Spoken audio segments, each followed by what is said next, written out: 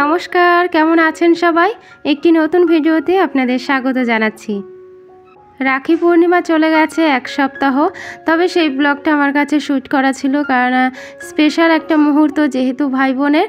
তো চলো আজকে রাখি পূর্ণিমার স্পেশাল ব্লগ তোমাদের সাথে শেয়ার করছি, একদম ছোট্ট মিনি ব্লগের মতো।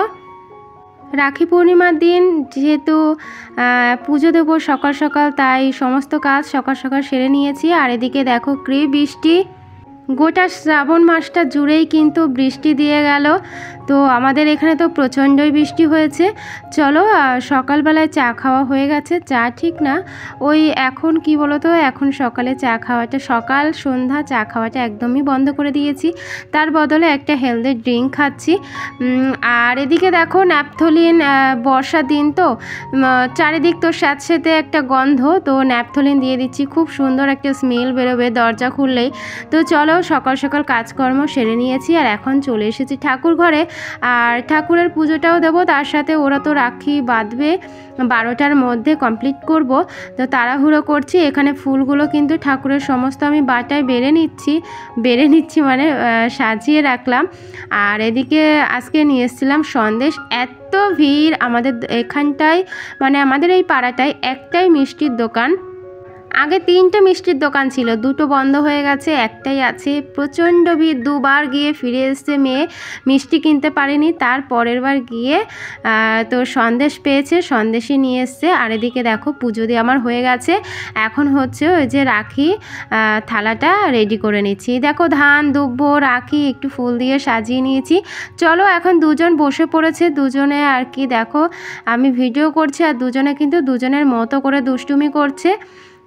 তোমাদের কেমন লাগছে ভিডিওটা অবশ্যই কিন্তু লাইক কমেন্ট করে জানাবে।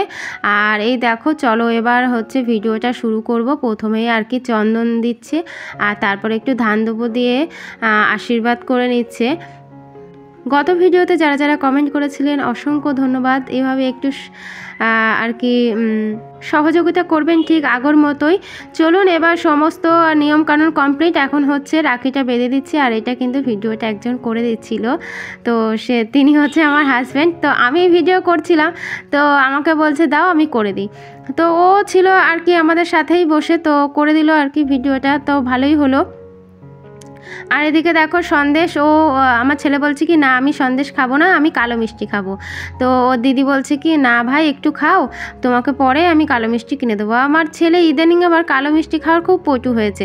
চলো মেয়ে যাবে হচ্ছে পড়তে, তো ও সকালবেলা রুটি তরকারি নিয়ে এসে খেয়ে নিয়ে পড়তে চলে গেছে। আর তারপরে রাখি পূর্ণিমা সেদিনে আমাদের নিরামিষ ছিল, শনিবার ছিল, তো নিরামিষের দিন আর কোনো রান্নাবান্না ভিডিও কোনো শ্যুট করা হয়নি, একেবারে চলে এসেছি রাত্রে।